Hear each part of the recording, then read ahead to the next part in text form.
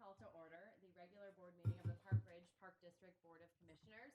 Today is Thursday, December 5th, 2019, and it is 7:03 p.m. May we all rise to say the Pledge of Allegiance.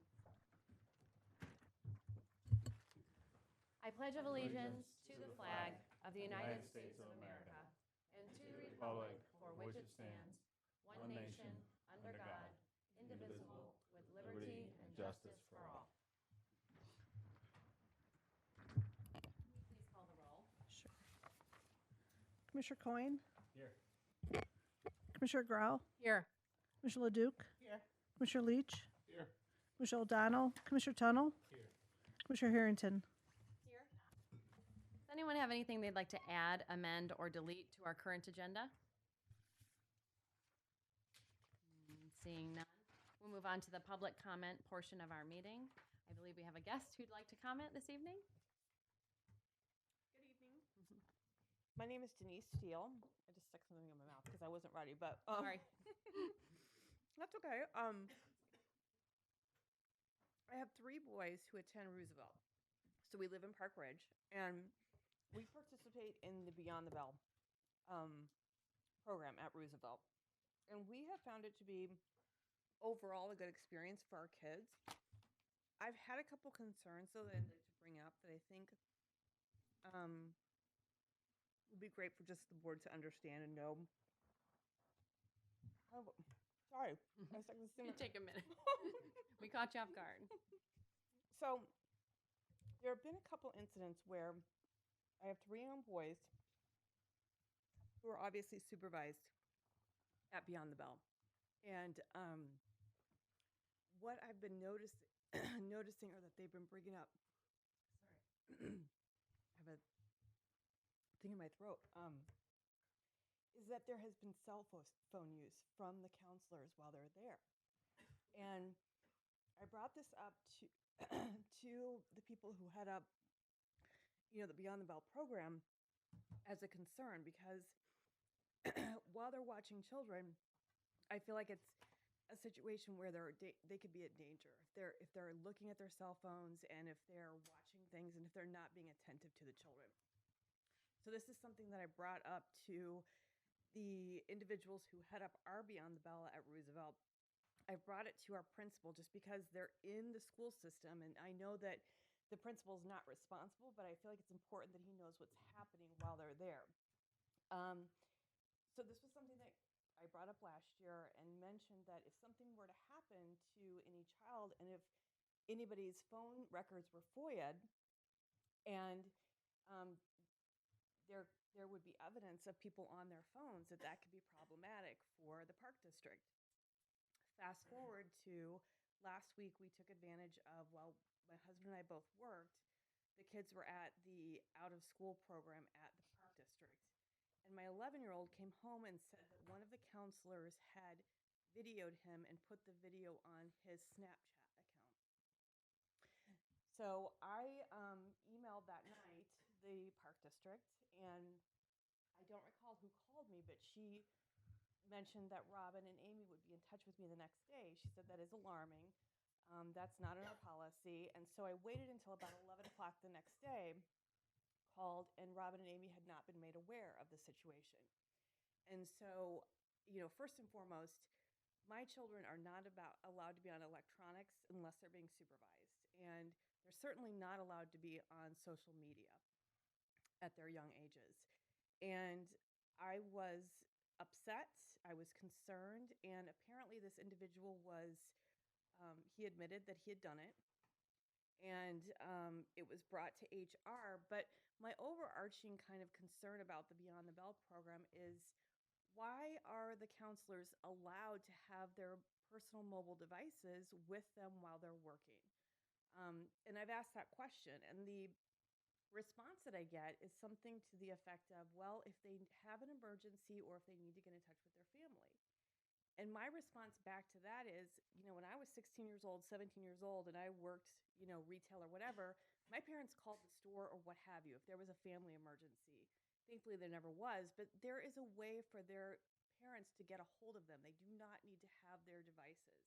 My children are watching these counselors be on videos and to look at photos, and they are coming home and telling me exactly what are in these photos and videos. That is something that I think is inappropriate. I think that a policy needs to be set because somebody is going to set aside the whole social media thing and my child being videoed or what have you.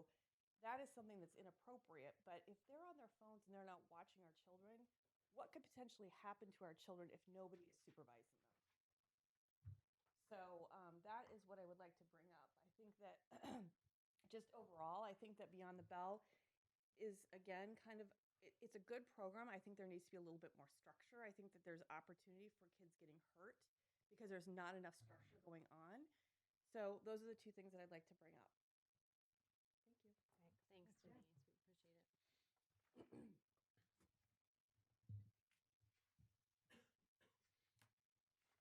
All right, moving on to the finance portion of our meeting, I'm going to turn it over to Commissioner Leduc. All right. So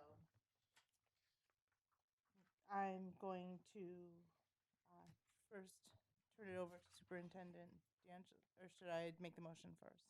Sorry. You want me to make the motion first? Sure. All right. So I will move to adopt ordinance number 19-8, an ordinance for the levy and assessment of taxes of the Park Ridge Park District for the levy year beginning January 1st, 2019, and ending December 31st, 2019. Second? All right, Superintendent DeAngelis. Thank you. I did include a memo in the board packet that explains the finance agenda items. I would just remind you that at the November 12th board meeting, the board provided direction to exclude the CPI increase from the tax levy revenues in the 2020 budget. And so the Budget and Appropriation Ordinance in tentative form and the Truth in Taxation Resolution were adopted as amended, reflecting that direction. So under the Truth in Taxation Act, the board is required to determine the amount of money to be raised by the property tax levy at least 20 days prior to adopting the new levy ordinance. So that's kind of what's going on here. You voted at that meeting for that determination, and here you are actually adopting the tax levy ordinance. And although it says 2019, it's because the 2019 taxes are collected in our fiscal year 2020. So if anyone has any questions, I'd be happy to answer them. Any commissioner questions or comments? All right. Well, call the vote. Commissioner Coyne? Commissioner Grau? Nay. Commissioner Leduc? Aye. Commissioner Leach? Yes. Commissioner O'Donnell? Commissioner Tunnell? Yes. Commissioner Harrington? Yes. All right, and next up, I move to adopt resolution number 19-5, a resolution providing for the possible reduction of levy and assessment of taxes for the Park Ridge Park District, Cook County, Illinois, for the levy year beginning January 1st, 2019, and ending December 31st, 2019. Second? Superintendent DeAngelis. Thank you. So the next item is this resolution is designed to ensure that the district complies with tax cap limits. So I kind of look at it as an administrative housekeeping item that we'll do annually. So in the event that we were going to the tax cap, we would not forget to do it. So if anyone has any questions, I'd be happy to answer them. Any commissioner comments or questions? Commissioner Grau, are you?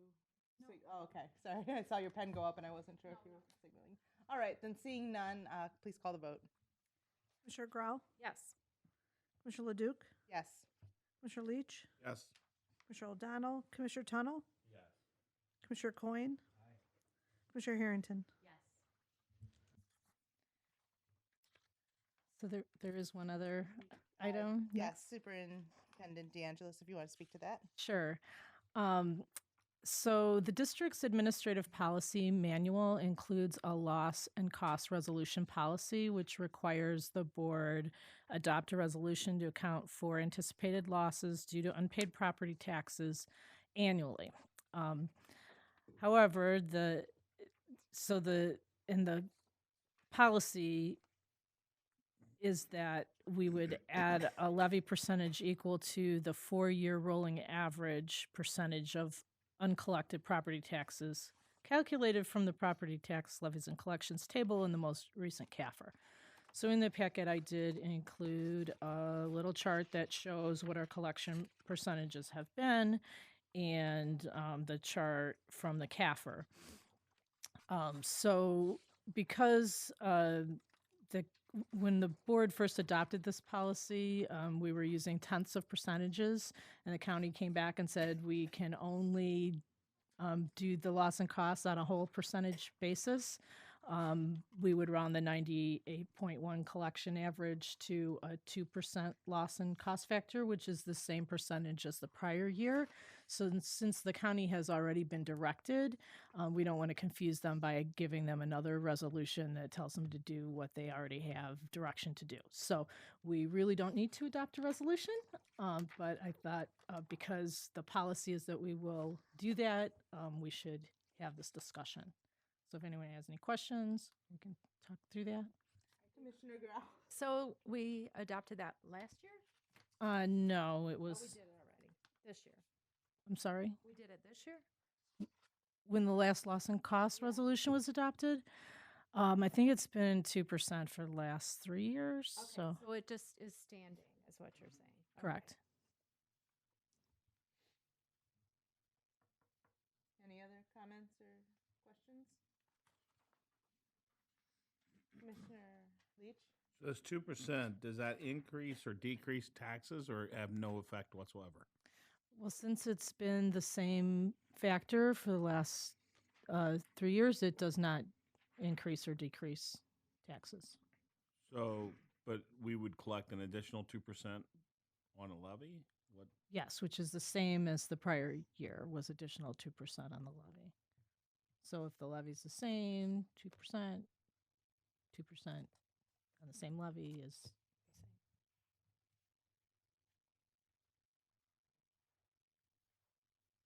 I think I vaguely remember this last year, but I'm just trying to pull my thoughts back together.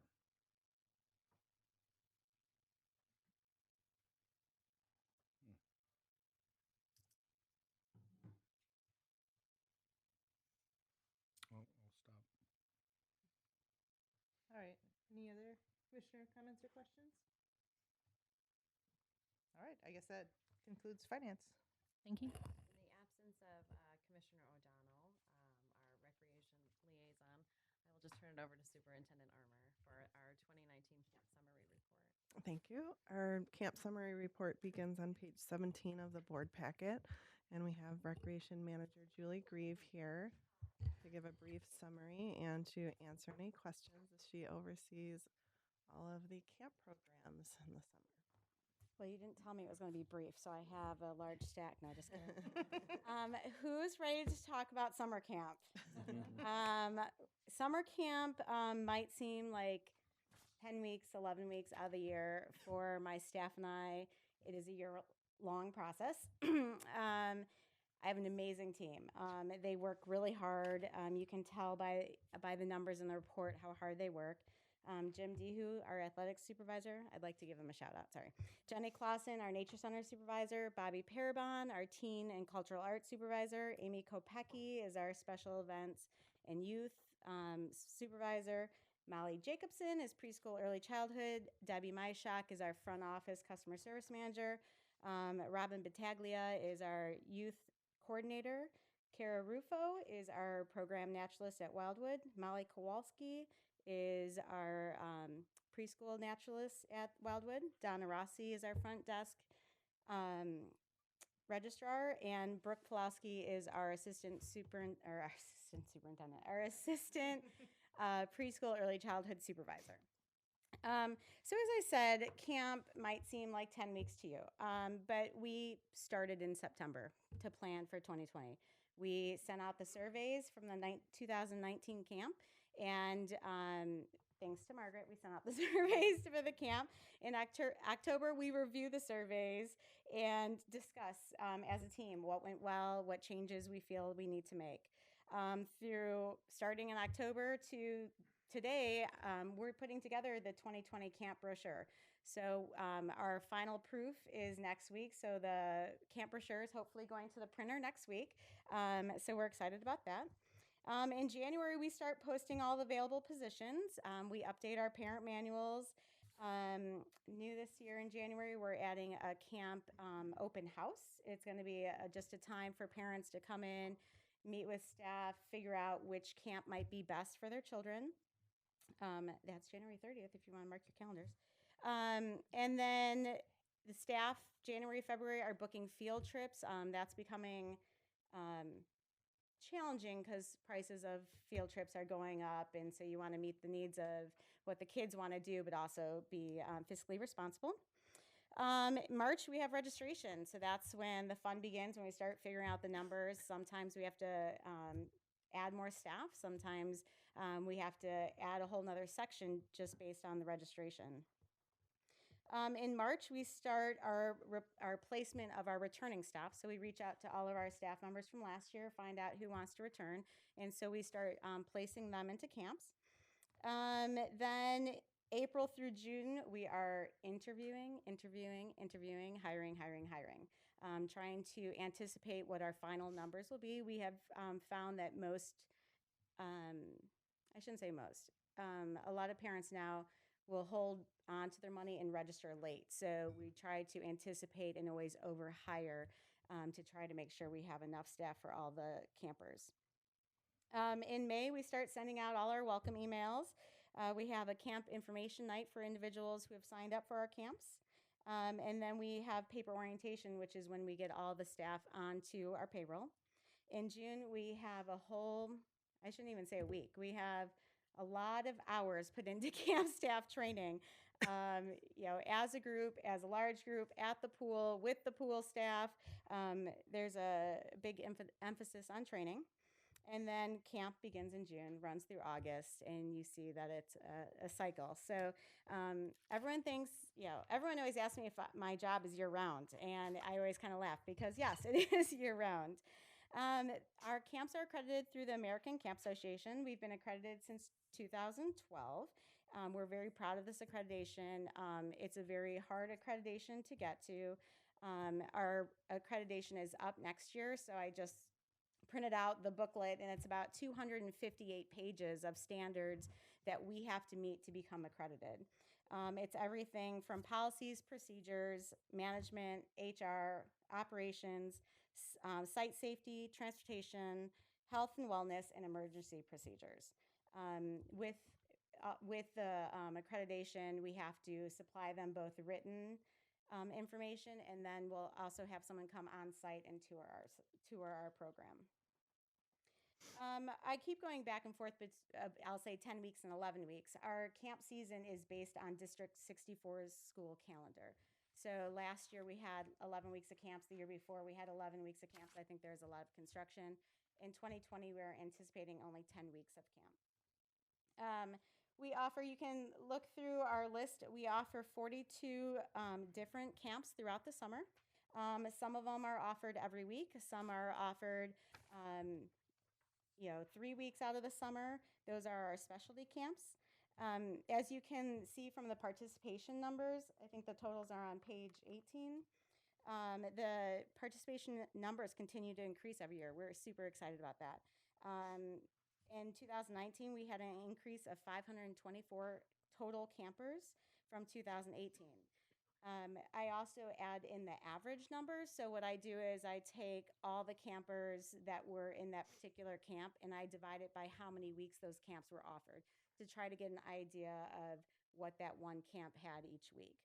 And you can see that our average also increased 134 campers a week. So those are really huge numbers in the field. We contribute the increase to our quality of program, of course. The variety of experiences, how many different camps that we offer. The length of our camp sessions, we went to a 1-week camp can't even remember anymore. Probably about 4 years ago. And I think parents really enjoy the 1 week sessions. We find that they camp hop a lot. 1 week they might want to do the DJ camp, and the next week they're in the nature camp. And we also, in 2019, marketing put together a separate camp brochure, so we also think this might have contributed to our numbers. With the increase in participation, we also saw an increase in revenue and an increase in expenses, but that was expected. As you can see from the financial chart, that is for the camps that run every week during the summer. The other camps share GL codes, so it's harder to pull those numbers since they're grouped in with so many other programs. But you can see that with salaries increasing higher than our fee increases. So our salaries are continuing to go up 3% when we're only doing a fee increase to the patrons at 2.1%. We're still managing. Staff are doing an amazing job. They are creative with their crafts and activities. They do a lot of things working together. If they rent an inflatable, they'll rent it and ask the other camps at the same site, would you like to pitch in and use the same inflatable? So they're very creative in their expenses to try to make sure that we keep the costs down.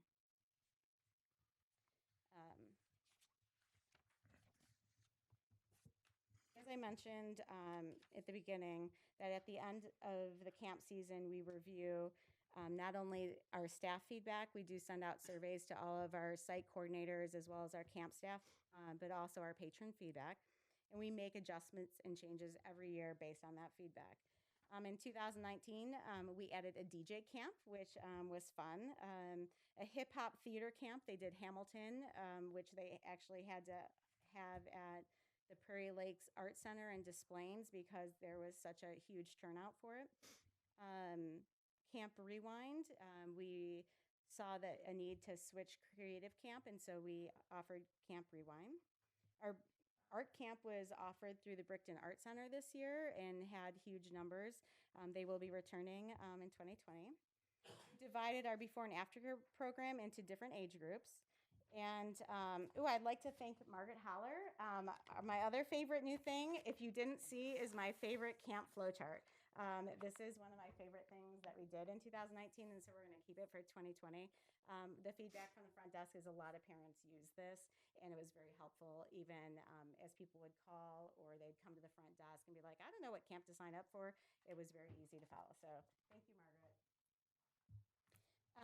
Some of the changes we are making in 2020, we will be working with parents and staff on cell phone use. We will be researching new field trip locations. We're adding additional staff to separate age groups. We're providing all campers with camp t-shirts. Right now, some of the younger camps or the camps that don't go on field trips got camp backpacks. Based on some of the feedback, we're just going to do t-shirts for everyone. And the back of the t-shirt say, today is going to be a great day of camp. So I love that. We're going to be adding another week of subway surfing. That's for our teen camp. And that's where they travel using public transportation. So they learn how to use the L, the buses. The extra week is going to be baseball edition. So they're going to be going to baseball parks close to the area. So we're excited about that. We're going to be, our aftercare program, we see a large numbers there. So we have worked together to try to offer some after camp classes that can alleviate some of the numbers in aftercare. So they would be like specialty programs. So we're going to be doing coding, electrical engineering, a survival lab, campfire chefs, sewing, and urban architects. Those will be 1 week long camps that will probably run 3 to 5. And new this year, we also asked in the survey for feedback on if staff did anything that they felt should be recognized for. And I didn't bring all of them, but I'd like to read some of them just because I think they're great. From Early Explorers, Anastasia and Michael were so amazing. I could not have asked for a better introduction into a camp. My son loved attending camp, and they were a big reason why. They were so sweet with him, he truly thought they were his friends. Camp Curiosity. I really enjoyed my interactions with Alice at the door every morning. She was great about greeting both my kids every day, even the one who wasn't old enough for camp yet. They make me smile. It's fun. Miss Robin has so much enthusiasm for her job. She loves nature and loves the kids. Recognizing Max, I was very impressed with his organization skills, knowing each child by name quickly and how he interacted with them. Was also impressed with his communication to parents. Being so accessible and answering questions was a huge relief too. He also followed all pickup rules, and my sister had to go back to get her license, annoying her, but I was happy to see he doesn't bend the rules. That was Discovery Crew, I should ask. Camp went a lot of fun. Connor, he was incredible with my son. He was friendly and super patient. My son felt as if he truly created a bond with Connor. He was one of the reasons my son looked forward going to camp. I would like to recognize the staff at your front desk registration at the Park District office. I made a lot of changes. People do make a lot of changes. And they were always friendly and patient and very, very accommodating. Prompt service in the midst of a lot of activities over there. Huge props to those people on the phones and at the front desk. Camp Varsity. Cole was John's camp counselor. He was excellent, always happy to see John, and got him excited about being at camp. Also, Arlena was always happy and excited to greet the boys in the morning, very enthusiastic. And my last one I'm going to share is from Nature Camp. Molly was excellent when my son was having trouble adjusting to camp. She was very communicative, and it was clear that she was keeping an eye out for him so that he felt safe and happy. That was very much appreciated. So those are kind of warm fuzzies. So that's all I have. But if you are not out in the parks during the summer, please stop by. It is kids everywhere, and they're having fun and they're playing. And if you walk the halls of Main Park, there's kids everywhere too, and it smells like sunscreen and sweat. But they are, it's a lot of work. It's hard work. It's busy for my staff, but it is very rewarding. And so with that, I thank you for having me. And if you have any questions, I'd be happy to answer them. Yes. What percentage of your staff is returning? Because they're the ones that get the raises, right? Correct. I don't have those numbers for this coming year. I don't have them off the top of my head. I could probably find them. I could guess. We have a lot of camp counselors. We probably have 150 camp counselors. And sorry, I'm picturing them as I'm walking around. I can guess. I might not be accurate, but I would say we're about 30 to 40%. It's more the site coordinators make a big difference. Them coming back and having them year after year makes a big difference. And we did have some turnover, but the majority of them came back. And they all got the new minimum wage. Yeah, that was in 2018. Oh, that's right, 2 years. Yeah, I was just wondering about the pressure of the price increases, but it's not like all of them are getting a 30% bump. It's the returning staff that is getting a 30% or 3%. Yes, correct. Yeah. 30%. Oh, Wait, what? Can I quote you? No.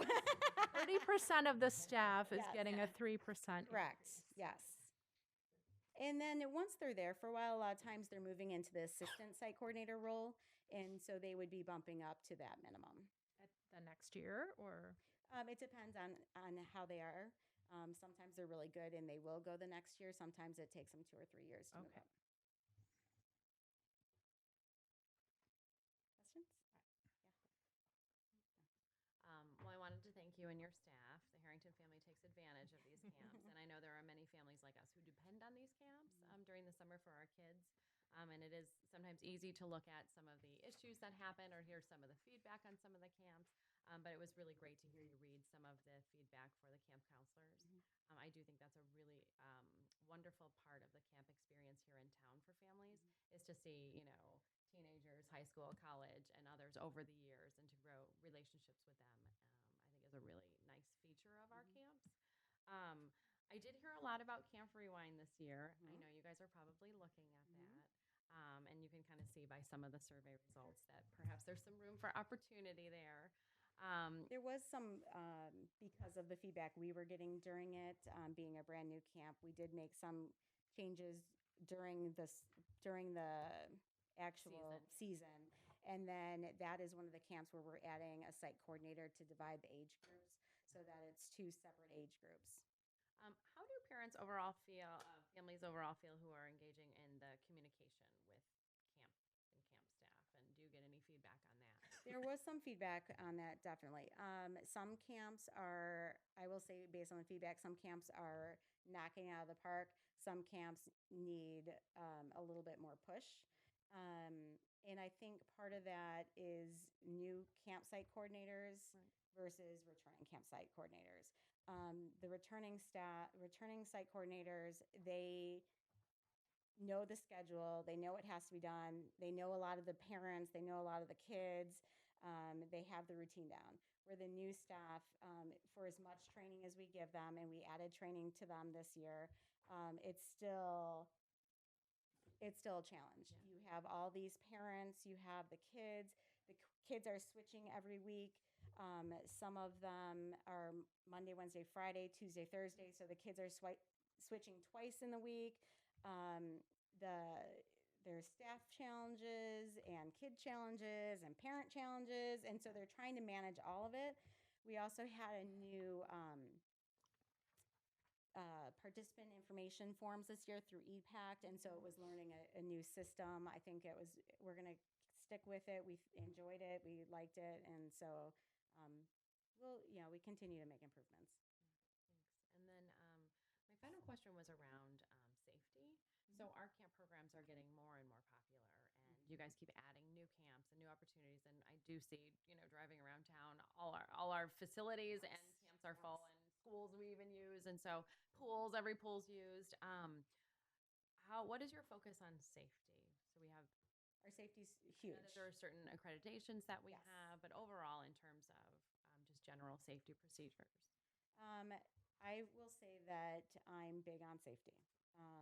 And this year, we changed part of our orientation where we used to bring the bus to the campsite, and we would have our bus training there where the staff would get on the bus, we talked and they get off. This year, what we did is we actually had them get on the bus. Some of them were camp counselors, some of them were staff, and they rode the bus to the pool. And so it was getting on it. It was actually acting out, getting on and off the bus. Crossing the streets, if they're walking anywhere, we have them practice that. Sunscreen is a big thing, trying to make sure the kids don't get sunburned. So practicing how you spray campers with sunscreen. We do emergency drills every week for a fire, tornado, earthquake, and a lockdown. Those are something that we do every week. And that's something else to manage because you have different kids every week. If they go to an off-site pool, we reach out to that pool to get, or any field trip really, we get their rules, what accreditations they have. We only go to different pool sites that have standard accreditations through like StarGuard or American Red Cross, ones that are approved through our American Camp Association. I'm trying to think. We have logs that we write everything down on. We did a new medical dispensing form this year to try to help with safety of just dispensing medication or allergies because that's on the rise. All of our campsite coordinators and our assistants are certified in CPR and first aid, AED, and they're at the sites, and all of the supervisors are as well. Most supervisors are also instructors, so they actually teach the classes. All the camp staff carry around red fanny packs, so they have their Band-Aids, ice packs with them at all times, and gloves. And our campsite coordinators, they'll carry around red backpacks. And I always laugh, like when they go on field trips. You have to watch Sports Camp go on field trip because they have their red backpack, which has the big first aid kit, and then they have the AED because we carry an AED every time we go anywhere. The buses have AEDs. So they've got like all this gear. So we do take safety very, we put it very high on the list. There, with this many kids, there are a lot of accidents. We talk, we go through concussions. They usually, if they can't handle it, they call one of the supervisors, and we don't hesitate to take them to the emergency room if we need to. And then our procedures is one of the camp staff go in the ambulance, and then we have whoever the child is most comfortable with goes in the ambulance with, and then we usually have one of us go meet them at the hospital, and then we wait with the child until the parents or guardian arrive. And it's not fun, and we had more ambulance calls than I would have liked, but I'm always thankful of how caring the staff are with the kids. I'd like to jump in too and just talk about the training program. I don't attend all the trainings by any means, but they're always changing it up to be fresh and refreshed with what's up to date. And if there's a situation that had happened a prior year, extra training on that subject, and just keeping the trainings fresh and new and different, changing up rotations, doing more hands-on, like the example with the bus.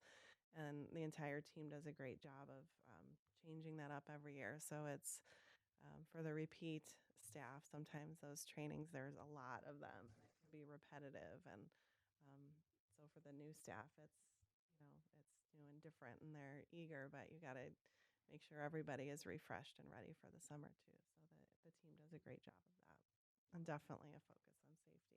There's a lot of kids, so it can be challenging when it's hot. Also, we do adjust our ratios based on age, and that's an American Camp Association. So for the younger age group is usually a 1 to 6 ratio, where the olders are like 6 to 8 is 1 to 8, and then above that is 1 to 10. Thank you. It's wonderful to hear how you hold safety as one of the top priorities. Scary. I mean, it's scary. I don't. Other questions? I could talk longer if you want me. Well, thank you. Appreciate you having me. thank you, Julie. Thanks, Julie.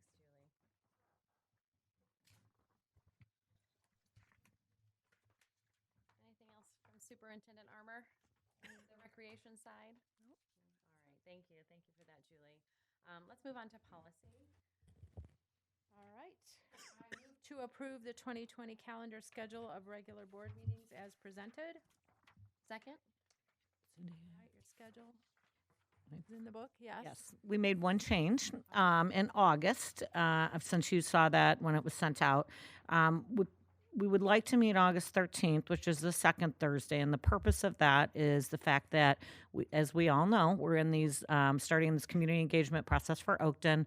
If it were to be the decision of the board to put something on a referendum, the deadline is August 17th. So we wanted to make sure that the board had that option if that was where we were headed with Oakton. Great. Thank you. Any questions, concerns, feedback? All right, call the question. Commissioner Leduc, Yes. Commissioner Leach, Yes. Commissioner O'Donnell, Commissioner Tunnel, Commissioner Coyne, Commissioner Grau, Yes. Commissioner Harrington. Yes. New business to come before the board. Executive Director Mountcastle. 3 items. Well, 4 actually. I would like to formally introduce and welcome Dirk Price from Ansel Glenk. And Dirk and I overwhelmed him. Well, I didn't overwhelm you. I deluged him with information before this meeting. Gave him a nice zip drive, so he's on his way. The first thing I wanted to give some good news is that we received the Notice of State Award for the $20,500 Department of Commerce and Economic Opportunity Grant, and that was the capital funds from Senator Murphy, which we greatly appreciate. It's for the gate and the archway.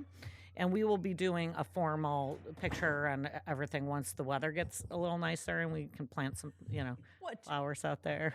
I mean, we could do it now if we wanted, but so that was one thing. And the other thing is that I have been in communication with our new senator, Martwick, and he talking about capital and trying to get him into a board meeting. But, we had the budget meetings, and I suggested maybe want to come to a different one. So we are going to schedule that for this spring, I believe. But he has invited him to the lunch at the state conference, and he's going to join us there.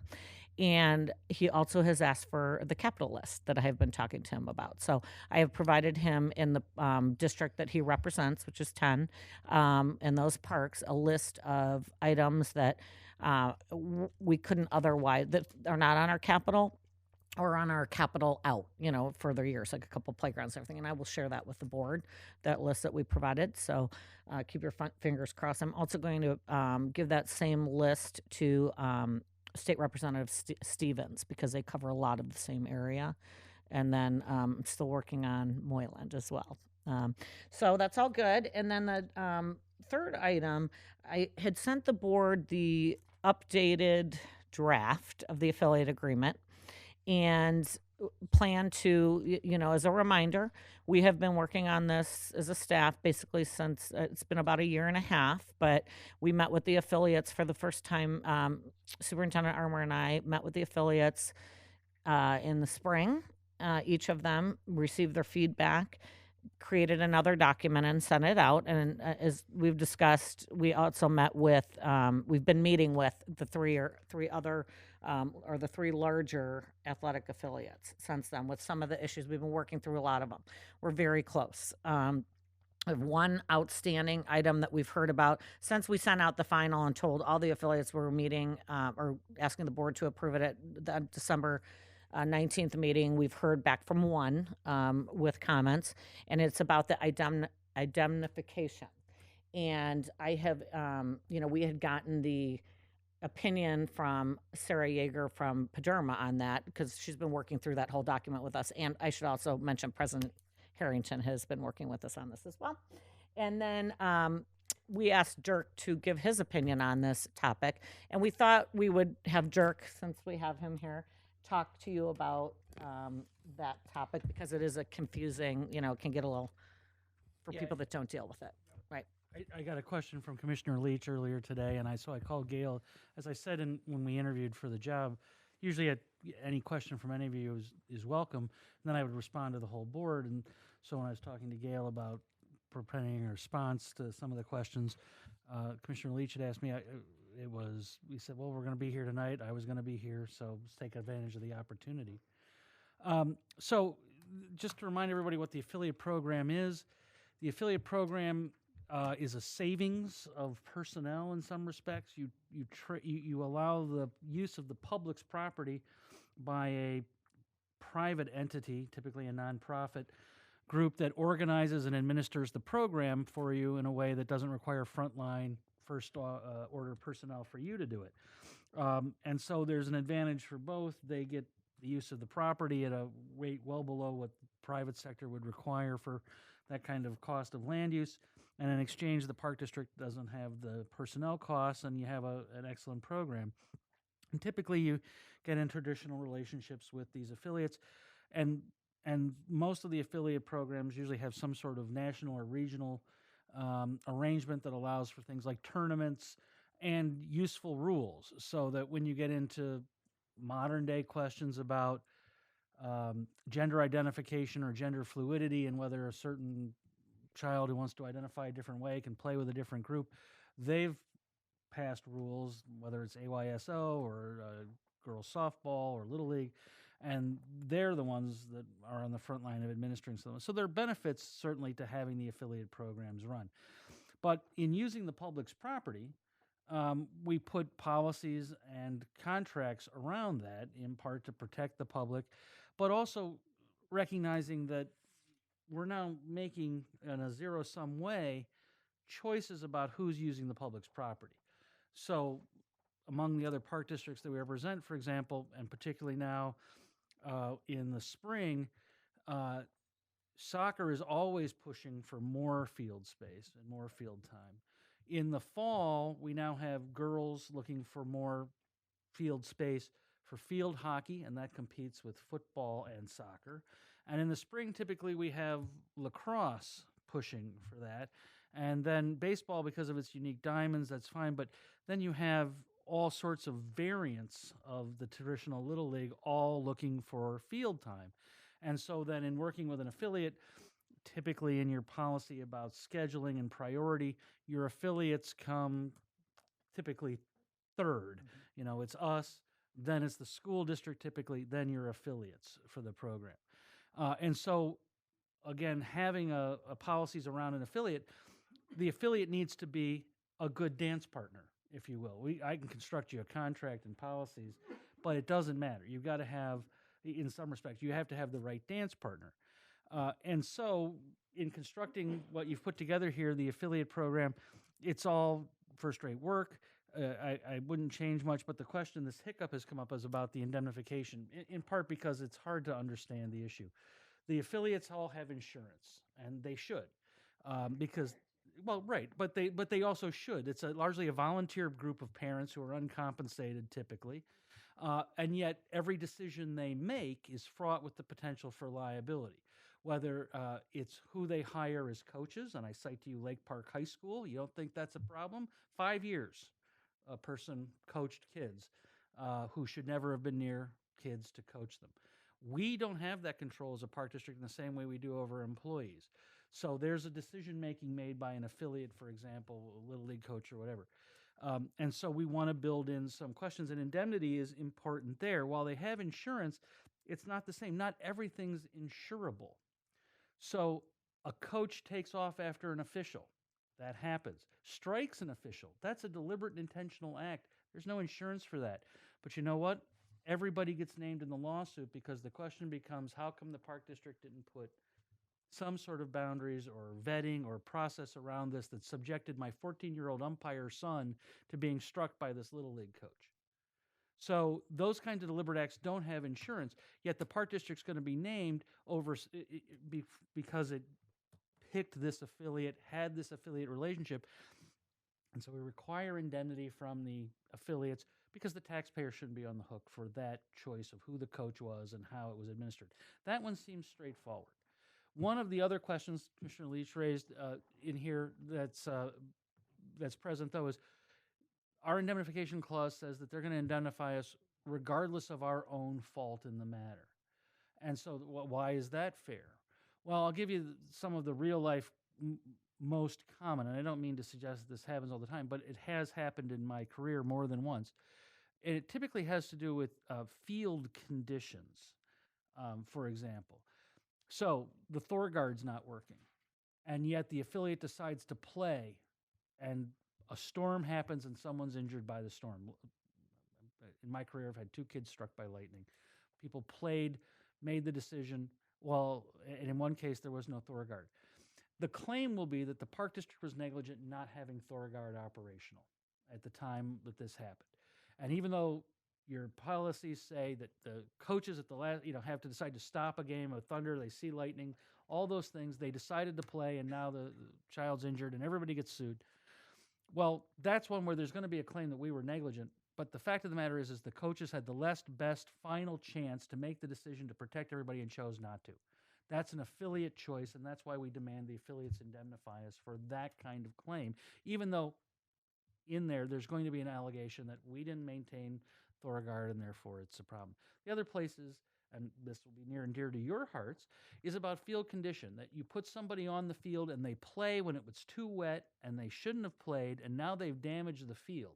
And the question will be, well, you mowed it too short, or you didn't drain it properly, or your seed mix was wrong, and that's what we did in any other reasonable, non-negligent maintenance of the field wouldn't have destroyed the field the way it is. So how dare you come to us for damages for having to to restore this field with sod or whatever it is, when had you maintained it properly, Terry, it would have been fine. And that's another reason we don't want to get into that. This is about protecting the taxpayer so that we have the use of it, and we make the affiliates make conscious decisions because there's some dollars in the background. The language also helps in another odd way. As I mentioned, some things aren't insurable, but one of the clauses that affiliates should be getting in their insurance policy is what's called a contractual liability coverage clause. So where it would not otherwise be insured, because they've agreed in a contract to provide liability coverage to us, the insurance company will step in. And that's a protection for the affiliates, because at the end of the day, even for a nonprofit, the board of directors, at some point, people in this litigious society will try and go after them personally if there's enough damage or enough injury or somebody's serious about it in some way. And that way there's insurance and defense for them as well as us. That it's even less likely, it's not probable to begin with, but it's even more protection for the God love 'em board members who have volunteered to run these affiliates. No good deed goes unpunished, truly. And so we like to invoke that contractual liability clause by having this kind of language in our indemnification. That helps them invoke more insurance coverage, not less. Then the last thing I would say, which is less about risk management, but more about the delivery of services by you as a district to your constituents. We're all familiar, my kids, soccer and lacrosse, and we're all familiar with splinter groups. You don't play my kid enough, and I'm going to take some parents who feel the same way, and we're going to go start a rival soccer team. We're going to go start a rival football team, baseball team, whatever. And we want priority use. And why is your old traditional affiliate getting priority use of these fields? We want to start it. Well, can't do much about that. But these kind of requirements about being a serious, well-run, dedicated affiliate is an entry barrier to that. So that we're not dealing with just a couple of parents who are upset about Janie or Johnny not playing and demanding field space, not having the insurance, not having the process in place to properly vet who's coaching their kids and how they take care of our public assets. And that entry barrier, frankly, that hurdle to clear for starting a rival affiliate group, I think pays a lot of staff dividends in terms of time, because then you don't have staff trying to figure out who or how or what is a fair and equitable apportionment of field time for rival soccer teams or rival soccer affiliates. And I pick soccer out because they're the ones that frequently splinter, in my experience. So for all those reasons, I really like the language you've come to. It's by far not the most one-sided language I've seen. I think it's actually pretty reasonable. And so I would recommend that when you see it and you see this language, and I'd be happy to take questions from affiliates if they want to call me, and I'll walk them through the same sort of speech, but I think you're in a really good place. I think there's a lot of good work in what you've got. I just have one question really on it. And I think it's, not me, of course, but I've heard people say the challenge in the example you brought up around negligence is the one sticking issue.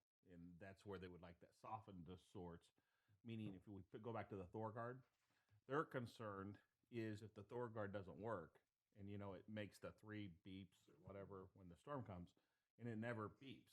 Yep. That would be, in their opinion, negligence upon the park district. They would have no awareness that there was electrical activity and they would have the assumption that the Thorguard was activated and working. That's the only carve out that again, not me, but maybe other people are saying they would love to have some type of negligence understood, that if something like that, God forbid, would happen, it would be rightfully owned by the people that manage, monitor, inspect, whatever that type of equipment, which would be beyond the bounds of most volunteer organizations. Well, right, and again, that'd be the one extreme example. I'd say, how does that work then from an insurance basis? Is there a endorsement that we get that the insurance just fights it out and litigates? Or would it be a situation where we just walk away and say, that's, as a park district board, that's the affiliate's problem. They're incorporated. They have directors and officers insurance. So be it. What's going to happen is that everybody's going to get named in that situation. Mm-hmm. The park district's going to have immunity to begin with. The only time we don't have immunity from a lawsuit is if we were wanton or reckless. Okay? But we're going to get named in the lawsuit, and we're going to have defense costs, which is a real cost. That's less money you can spend on programming because you're spending it on lawyers to defend that, even to bring the motion to get out. And today's lawyers around injuries to kids we'll find a way, and Illinois is a very low bar for pleading a recklessness, even though this is the first time we were aware that Thorgard wasn't right. They'll plead it. So we'll be in the case for a little bit, right? So that's an expense. Our point about who's on the field is they have the final and best chance, regardless of whether there's a Thorgard, whether they hear it or not. Obviously, with today's technology, we know severe storm warnings. They show up on our phone, regardless of whether we subscribe to anything. We're aware of weather reports, and we have eyes and ears and can see that stuff. And so, even though the claim is we might be negligent on the Thorgard, for example, we relinquished control at the final moment of the decision to play or not play to you, the affiliate. And we are agreeing to do that only because you've agreed to stand behind whatever expenses arise out of that, unless we were wanton or reckless. If we're wanton or reckless, we can't. Not only can we not get what's the word? Immunity, the I words. We can't get immunity. We can't get indemnity for our own wanton and reckless. So if we're wanton and reckless, they're not going to indemnify us. They're not going to have to. Their insurance company isn't going to have to, in other words. So what would then happen to play out the whole scenario? There's some wrangling by the lawyers. We have an expense. We're done.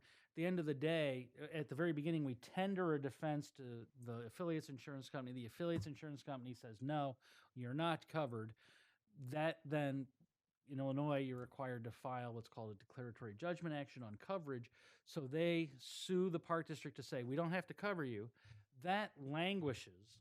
This is my puppy dog years as a lawyer doing coverage cases. That languishes while the underlying case figures out whatever it's doing. In the typical thing, everybody's insurance company throws a little something in to make this thing settle and go away. But at the end of the day, if you played out all the string, we're finally out. We've got our claim for money back from the insurance company. The coverage action's decided, and maybe the affiliate's insurance company has to pay us something back for our costs and expenses. But that's the risk management, the cost spreading of this activity in a way that's trying to protect the taxpayer. The burdens are more closely aligned with the benefits. I analogize it most closely to the tollway. There's an underlying tax dollar benefit that subsidizes all of that road. But those of us going west who pay tolls, we're getting more benefit than the average taxpayer, and so we're paying a little bit more of the burden by paying a toll. And that's what we're doing with the affiliates. They're getting more, there's an underlying tax benefit from everything you guys wrangled with at the last meeting about your budget and the tax dollar, but at the same time, the affiliate's bearing a little bit more of the burden because they're getting a more direct benefit. So if I can just surmise, excellent recap of a very complicated issue, I think, on a lot of people, laypersons, non-attorney, non-insurance professionals, which we might have one at least in the room, maybe two. But I would suggest that we have a situation where probably just communication, and again, not me, but maybe people I've heard from, we can help them understand the reckless wanton part of this, so they understand. But the only other thing I just want to make sure, in your other examples where they were more extreme even than the recommendation now, because I didn't think it was that extreme, it's just kind of point blank, you're going to indemnify the park district. What I would say is have you ever known, because you are very experienced and have a lot of different accounts or clientele like us, have you seen it where there's been an inability for an affiliate, soccer, baseball, you name it, to get some type of coverage or an endorsement relative to this indemnification issue? In the absolute sense, no. Okay. Again, like I said, I began my years at Lord Bissell and Brooke. We were Lloyd's of London. And so if you sued Lloyd's of London in the United States, it went to our law firm. And Lloyd's had an old phrase, which is, there's no such thing as a bad risk, it's just underpriced. So as a pragmatic matter, the premium might be exorbitant. And I can't imagine, I see football on your shirt. Yep. You know, in today's world about the CTE and other things, I know that the premium was becoming difficult for affiliates across the park system. Right. To the point where it, among other reasons, was the reason, for example, up in Highland Park, they canceled a football season because between the cost driven by the insurance and the other things, they just didn't have enough participants willing to bear it. So as a pragmatic matter, it might be a realistic thing that you've priced us out of that. And there are alternatives for that. So, for example, if you ever have to do anything with the railroad requires this extraordinary insurance that you cannot buy on the private market. They have a wonderful thing where you go and buy the insurance from the railroad to insure the railroad. Paderma has contacts for affiliates or people who rent our facilities indoor to get the kind of insurance coverages if they can't find them through local brokers. Our risk management pool has resources to connect them with in a way that makes some sense for how we move forward. Thank you. Very helpful. Commissioner Klein. In that exact regard, and just to clarify it, I'm an insurance professional. If the affiliate's general liability policy carried a endorsement that had wording for primary and contributory and a waiver of subrogation, does that essentially pick up what most of what your indemnification clause is dealing with at that point? In other words, it picks up, yeah, it picks up most of it, but I mean, it's not going to pick up the guy that runs out on the field, right? And that's a different thing because you said it's virtually uninsurable. What I'm worried about, and I think what some of the affiliates may be worried about, is that they can't get that insurance. Basically, their insurance policy ultimately would protect them in your Thorgard example, if that policy was written in such a way that it had the contractual liability part of it and the other clauses that you can typically get in a commercial general liability policy. And I don't want to get way into the weeds, and we can have an offline discussion about that just to make sure. But if we're addressing, I just want to make sure that they have a means, and I think that's what Commissioner Leach was getting at, that the affiliates have a means to cover their bases, so to speak, on most of these things, except for when we're talking about their own wanton negligence or intentional acts. right. And so the reason we've written the indemnification clause this way, typically, is when we come to the contractual liability coverage, this is what we're expecting to have covered. So we're actually trying to help to the extent that the allegations are about the coach who went out and punched the umpire. There's going to be now some insurance coverage in the background to help settle this. There's going to be money through the contractual liability clause. All the other clauses you gave me isn't going to help those yet. Okay. Right. Paderma's going to be happy that we're secondary to the extent we're anything. That's a waiver of subrogation. So as soon as it's paid by insurance, that means the insurance company isn't going to sue everybody else. Of course, Paderma never waives subro, so because it's a risk pool, so they go get it. We strike that from every construction contract, for example. But that's why we include this clause, is we certainly don't have and don't want to be in the middle of negotiating an insurance coverage for each of the affiliates. Here's your clause that you give that to your insurer, and it's between you and your agent and your insurance company, but this is what you're expected to be able to cover with your contractual liability clause. And I think the insurance requirements you've got are fairly modest. I mean, it's, $2 million for a hot cup of coffee. Remember that that's the kind of world we live in. So they're pretty good limits. They're not, I don't think they're overly crazy. Yeah, I do understand that you're obviously giving us advice from the Park District's point of view, not from the affiliate's point of view. But in trying to make sure that the affiliates understand what they're getting into and addressing their, I think, legitimate concerns from, at least on the face of it. So thank you. It's very helpful. Any other questions for Dirk? The only thing I wanted to ask about new business, and I appreciate the conversation earlier, and I know it at certain places it applies. Can you just help us, Gail, with a little bit of an understanding of your basic rules relative to use of cell phones? Like, just because I'm guessing, people have policies and or training and different, I don't see too many lifeguards looking at a phone, but I'm sure counselors can use a phone to time different events. There's a lot of good and bad they can have with it. Do you, at a high level, you just say a general rule? Mhm. We do have a policy for cell phone use, and depending on the job, there are some staff that have approved use of their cell phones, and others that do not, and they're supposed to have them not in use while they're on duty. Okay. So that's a good rule. It sounds like. All right, that's all I had. Thank you. I have one item for new business, but I'll be very short. I just wanted to update the board that I did, myself and Manager Meunier met with Wayne Zingsheim and Sarah from the city today to talk about the Bussy Road Diet. We discussed the idea with them.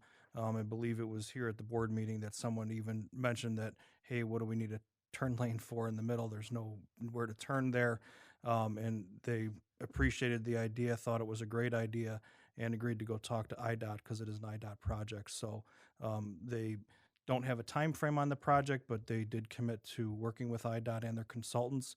They're going to mock up a couple of drawings to see what that would look like, and we'll continue the conversation. So the basic idea was just that along the Hinckley property, we would shift over some of the lane space so that we would have about a 10-foot aisle of both, pedestrian and bicycle traffic lanes.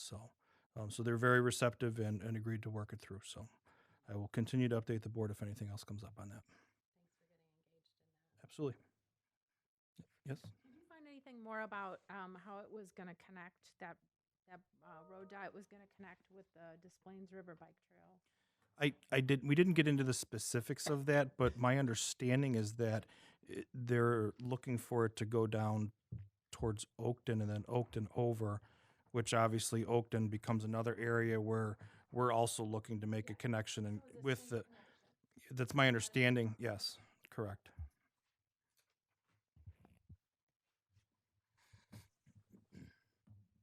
Any other new business to be discussed?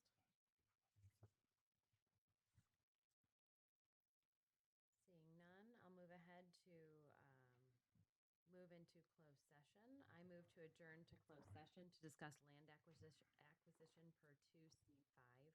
We will reconvene to the regular board meeting to adjourn the regular board meeting. Second. Any discussion? May we have a roll call vote, please? Sure. Commissioner Leach, No. Commissioner O'Donnell, Commissioner Tunnel, Commissioner Coyne, Commissioner Grau, Yes. Commissioner Leduc, Yes. Commissioner Harrington. Yes.